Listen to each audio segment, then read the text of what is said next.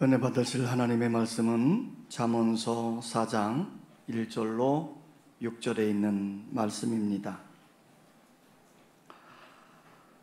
이 계시의 말씀을 걸 때에 오늘도 살아계신 하나님의 음성으로 들려줄 수 있기를 원합니다. 우리 함께 낭독을 하겠습니다. 아들들아, 아비의 훈계를 들으며 명철을 얻기에 주의하라. 내가 선한 도리를 너희에게 전하노니 내 법을 떠나지 말라. 나도 내 아버지에게 아들이었으며 내 어머니 보기에 유약한 애아들이었노라. 아버지가 내게 가르쳐 이르기를 내 말을 내 마음에 두라. 내 명령을 지키라. 그리하면 살리라. 지혜를 얻으며 명철을 얻으라. 내 입의 말을 잊지 말며 어기지 말라. 지혜를 버리지 말라.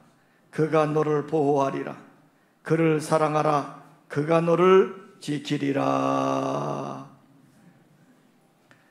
우리 여성중창단 찬양이 있겠습니다.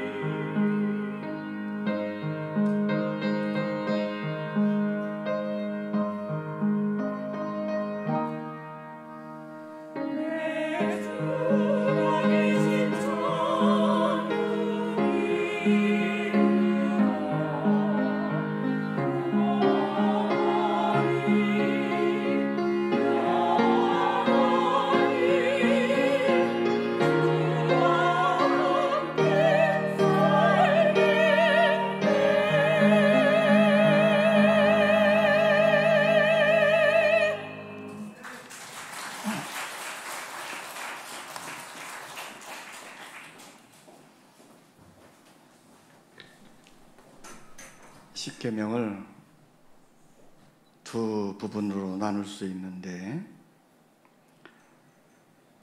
사람들이 하나님께 지켜야 될 계명과 사람들이 사람에게 지켜야 될 계명으로 나누어져 있습니다. 사람이 사람에게 지켜야 될 계명 중에 첫 번째가 뭐냐? 내 부모를 공경하라는 것입니다. 그러니까 모든 계명 중에 기본이 되고 우선이 되어지는 것이 부모를 공경하는 일입니다. 그런데 특이한 것은 부모를 공경하는 일에 하나님의 축복이 함께하고 있다는 거예요. 다른 계명들에게는 그냥 무엇하지 마라 이렇게 되어져 있는데, 꼭 부모를 공경하는 일에는 하나님의 축복이, 하나님의 은혜가 이렇게 하겠다는 거예요. 내 부모를 공경하라. 그리하면 내 하나님 여호와가 내게 준 땅에서 내 생명이 길리라 그랬어요. 그러니까 하나님이 주신 축복은 부모를 공경하는 데서부터 시작되는 것임을 성경은 우리에게 알려주고 있습니다. 성경은 좀 더 구체적으로 부모를 공경하지 못하는 것에 대해서 이렇게 경고를 합니다. 잠언 30장 17절에 보면, 아비를 조롱하며 어미 순종하기를 싫어하는 자의 눈은 골짜기에 까마귀에게 쪼이고 독수리의 새끼에게 먹히리라 그랬고요. 출애굽기 21장 17절에 보면, 자기의 아버지나 어머니를 저주하는 자는 반드시 죽일지니라 그랬어요. 신명기 27장 16절에도 그의 부모를 경홀히 여기는 자는 저주를 받을지니라 그랬습니다. 성경이 이렇게 부모를 공경하며 효도할 것을 가르치고 있는 이유는 효가 인륜의 근본이기 때문입니다. 더 나아가서 부모를 귀히 여기고 효를 행하는 사람은 더 위로 올라가서 하나님을 기억하고 그 하나님을 섬기며 신실한 믿음으로 살아가기 때문입니다. 자녀가 부모에게 효를 행하기 위해서는 먼저 부모들이 자녀를 잘 가르쳐야 돼요. 자, 성경은 이렇게 말합니다. 부모는 자식을 잘 가르치라. 그러니까 부모가 자식을 낳는 것으로 사명을 다한 게 아니라는 거지요.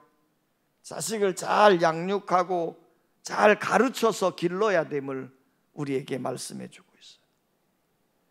자, 오늘 1절에 보면, 아들들아 아비의 훈계를 들으며 명철을 얻기에 주의하라 그랬어요. 근데 여기 보면 아비의 훈계라고 하는 말이 나와요. 아비의 훈계, 이 말이 의미는 뭡니까? 선한 도리를 깨닫게 해주는 것이다, 그 말이에요. 지금 이 본 잠언서를 기록한 사람이 누구냐면 솔로몬인데, 솔로몬은 이렇게 고백하는 겁니다. 아버지로부터 훈계를 들었다는 거예요.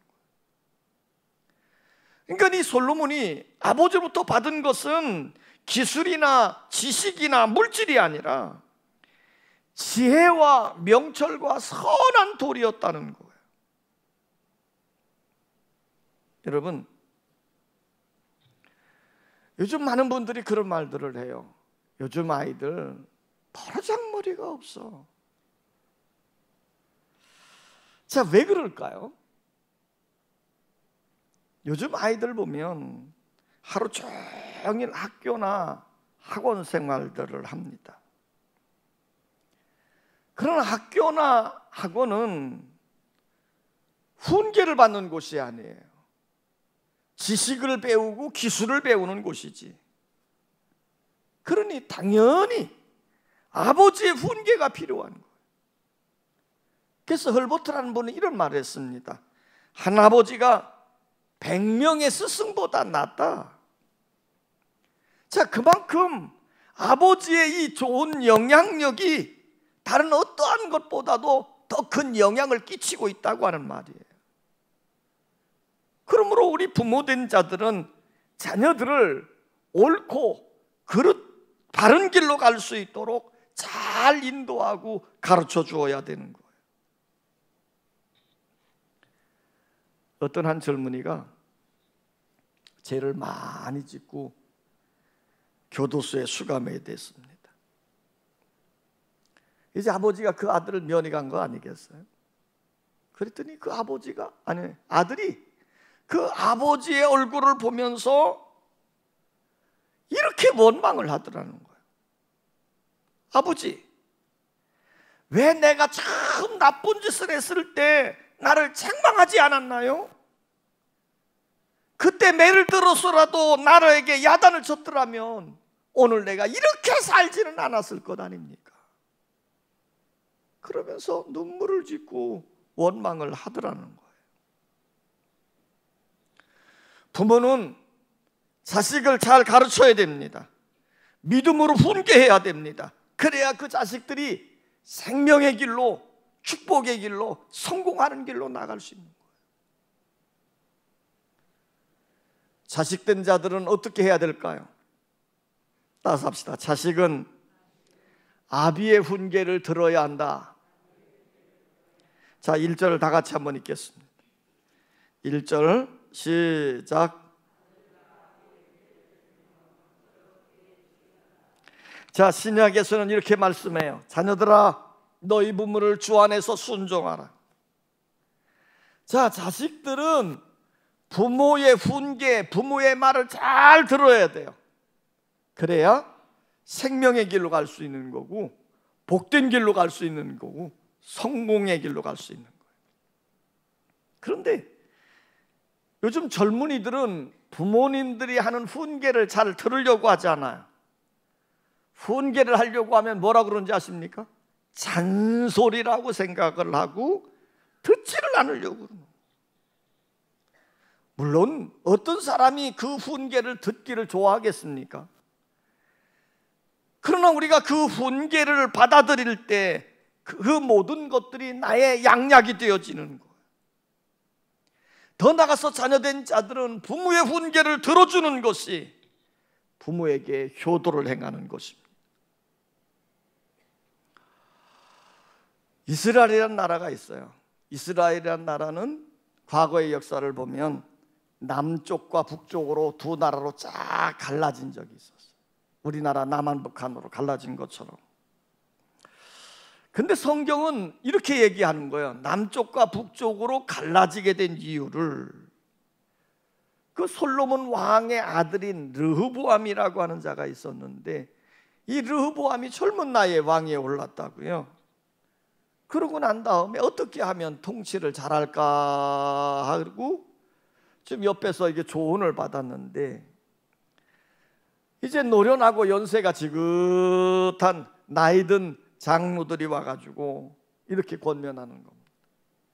당신의 아버지가 너무 억압된 일들을 시켜서 참 많은 사람들이 힘들어합니다. 그러니까 좀 너그럽게 백성들을 좀 풀어주시고 좀 그렇게 해주면 백성들이 참 좋아할 겁니다. 젊은 사람들이 와가지고 르호보암 왕에게 또 충고를 하지요. 왕은 강력한 권한을 가지고 있어야 됩니다. 백성이라는 것은 자고로 그냥 살살 봐주면 기어오르니까 아주 강압적인 권력을 가지고 행세하고 조여야 됩니다. 자, 그래서 이 르호보암이 어떻게 했어요? 젊은이들의 말을 듣고 강압 정치를 한 결과 나라가 두 쪽으로 쫙 갈라지게 돼요. 북쪽의 에브라임과 남쪽의 유다라고 하는 나라로 갈려져서 이 르호보암은 남쪽의 유다를, 작은 유다를 다스리는 왕으로 전락하고 말았죠. 노련하고 경륜이 많은 장로들의 말을 듣지 않고 젊은이들의 말을 듣고 말아서 결국은 르호보암의 삶의 모습은 비참해진 것을 우리는 성경을 통해 볼 수 있습니다. 그러므로 부모의 훈계를 귀담아 들어야 됩니다.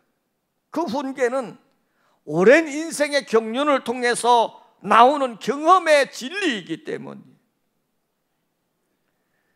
성경론으로 세계적인 신학자인 알레이 토리 박사님이 계십니다. 자, 이분이 젊었을 때 방탕하였어요. 그의 어머니는 어떻게 하면 이 아들이 참 믿음의 길에서 반듯하게 좀 살아갈까, 그리고 기도하면서 많은 훈계를 했는데, 이 토리라고 하는 젊은이는요, 끝내 어머니의 훈계를 거절하고 어머니의 품을 떠나는 거예요. 그가 어머니 품을 떠날 때 마지막 대화가 이겁니다. 나는 어머니의 잔소리에 진저리가 납니다. 더 이상 들을 수가 없어요. 이제 엄마 품을 떠납니다. 그러니 저를 잊어주세요. 그리고 토리라고 하는 젊은이가 엄마 품을 떠나가는 아들을 보면서 그 어머니가 이렇게 외칩니다. 내 사랑하는 아들아, 정녕 답답한 일을 만나거든 모든 일이 안 된다고 하는 절망적인 상황을 만나거든 너는 내 어머니가 믿는 하나님을 찾아라. 그러면 그가 반드시 너를 도와줄 거다. 자, 떠나가는 자식에게 어머니가 간청을 하는 거죠. 이 토리라고 하는 젊은이는 어머니의 눈물과 사랑을 뿌리치고 부모의 곁을 떠나서 제멋대로 사는 거예요.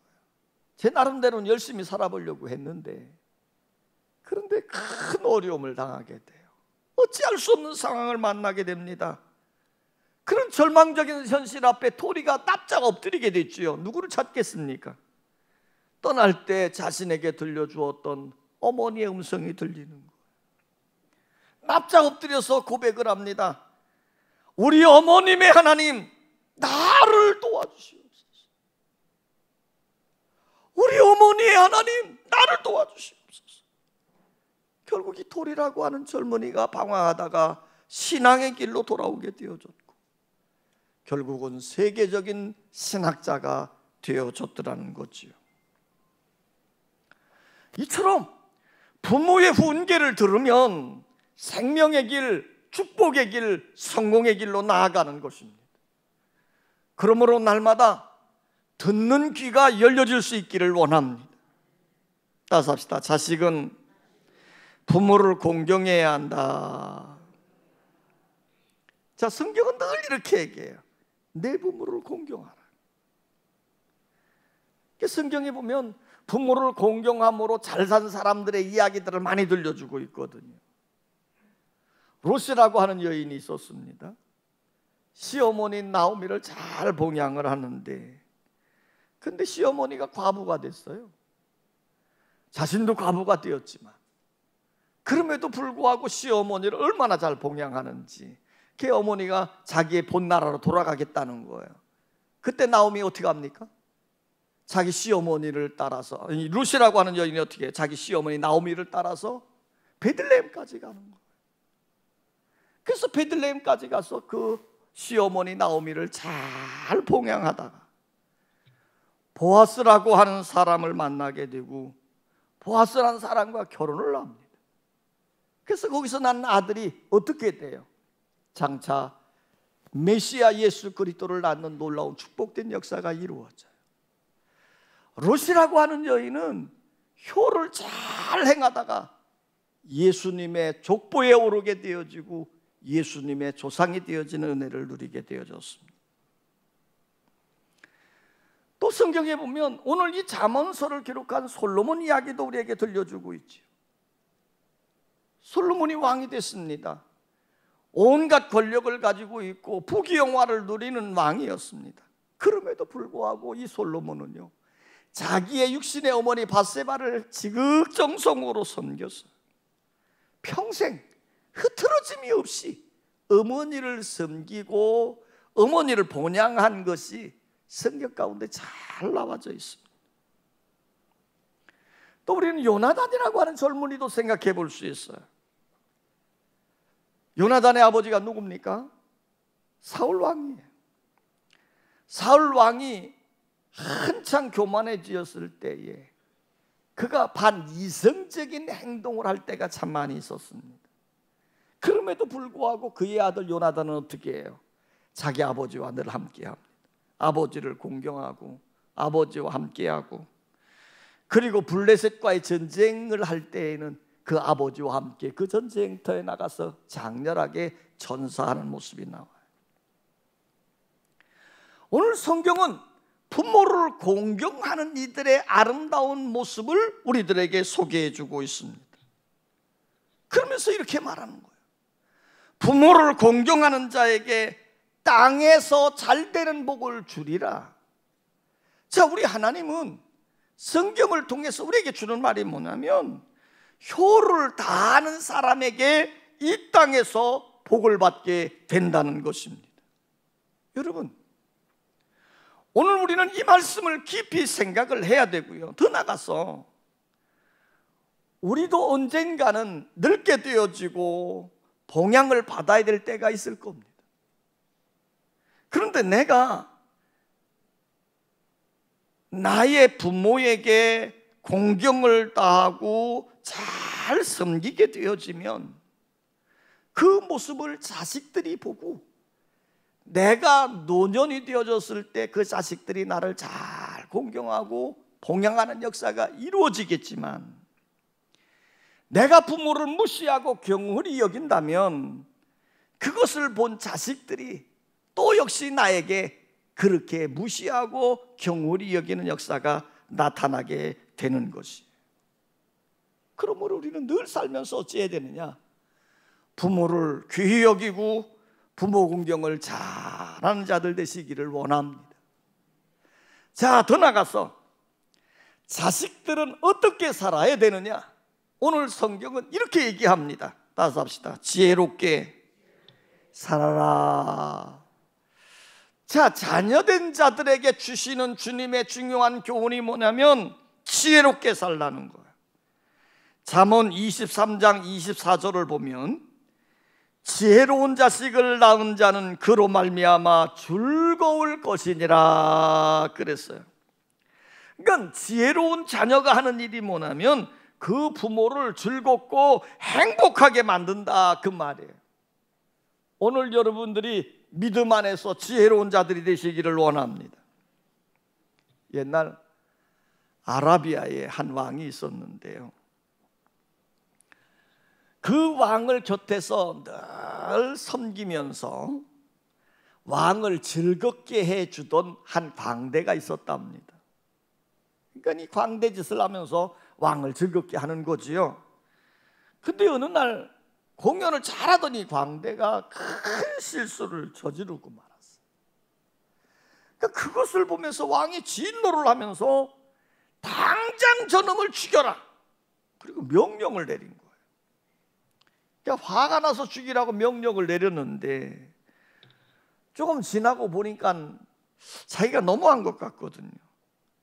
한평생 자기를 위해서 자기를 웃기려고 자기를 즐겁게 하려고 그렇게 힘쓰고 노력한 자인데 그렇게 당장 죽이기에는 너무 안타까운 마음이 된 거예요.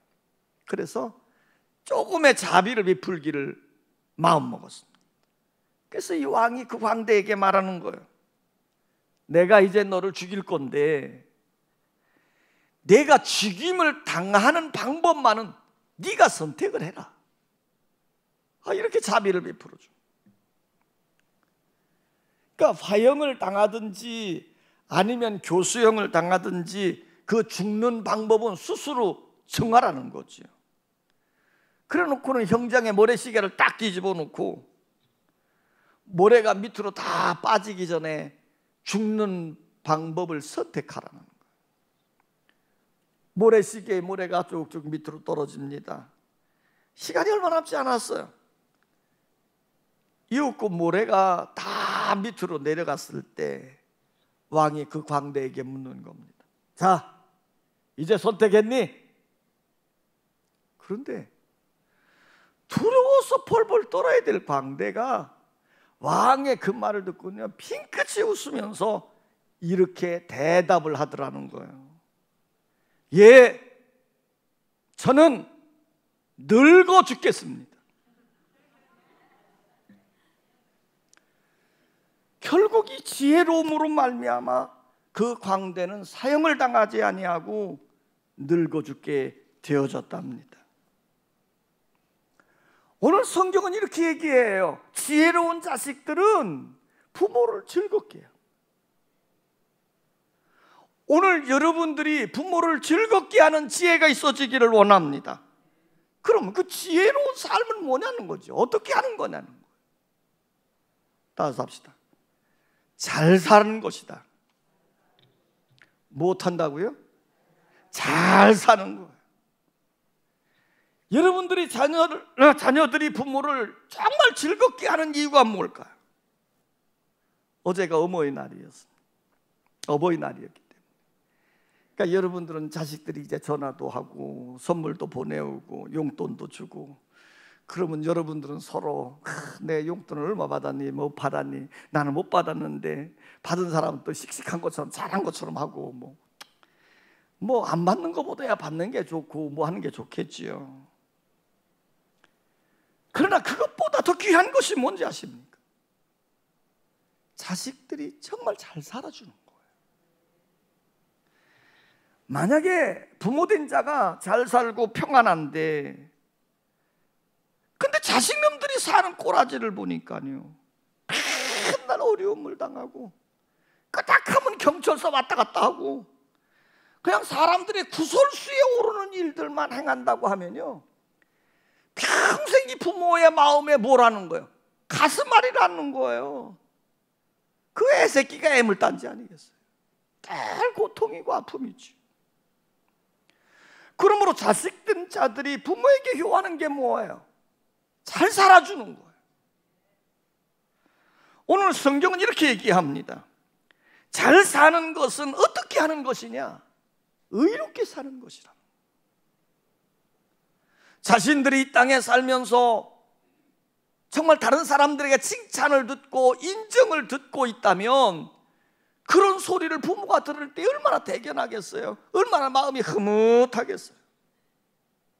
그러면 어떻게 의롭게 사는 것입니까?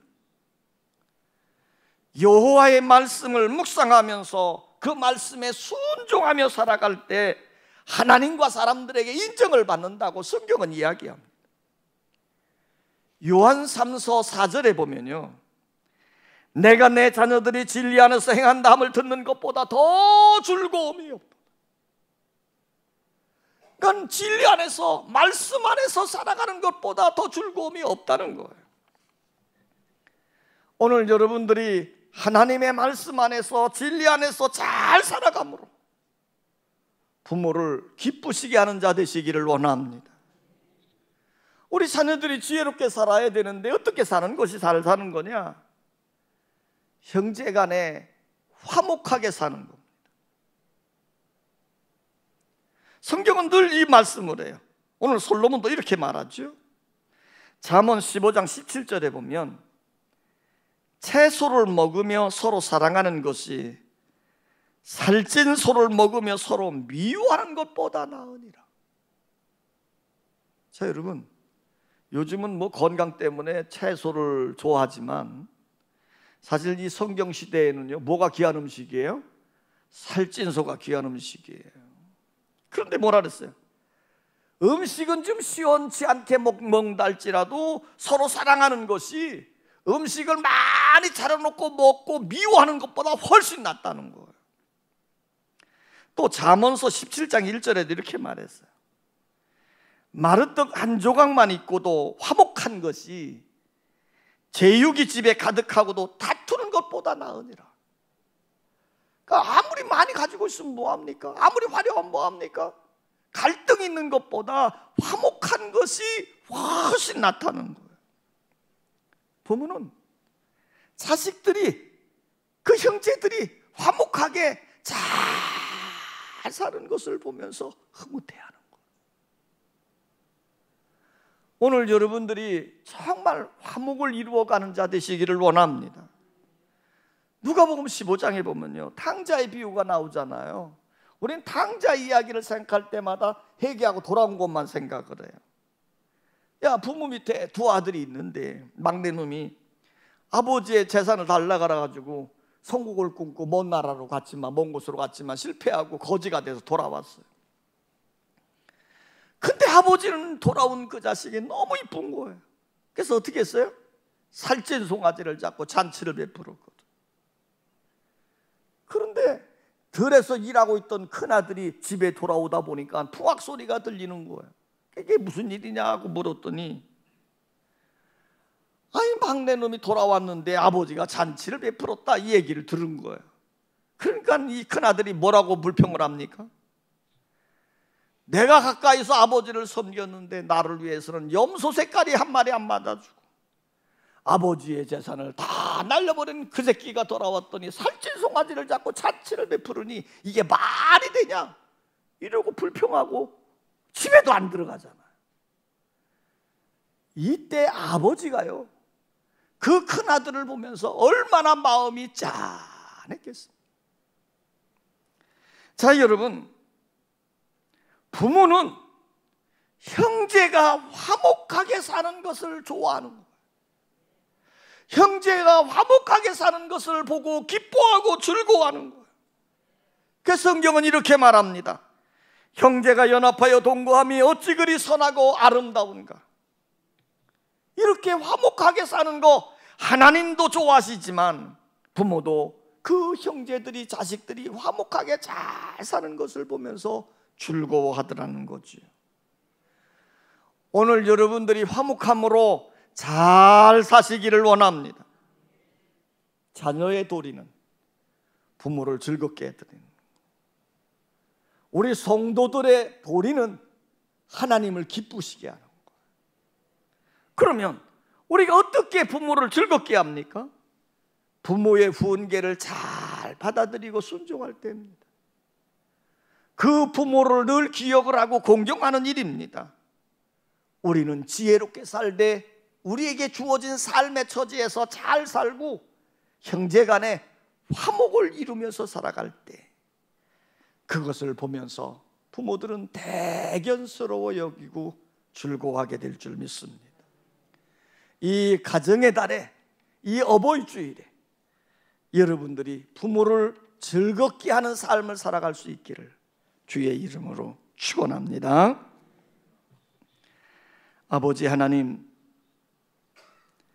저희들에게 가정을 허락해 주시고 가정 안에 자녀들을 주심으로 이 가정을 통해서 사랑의 교통이 있게 하시고 삶의 에너지를 공급받는 은총의 자리가 되게 하시며 내일을 꿈꿀 수 있는 자녀들에 대한 희망을 갖게 하시는 그 은혜를 생각할 때 감사를 드립니다.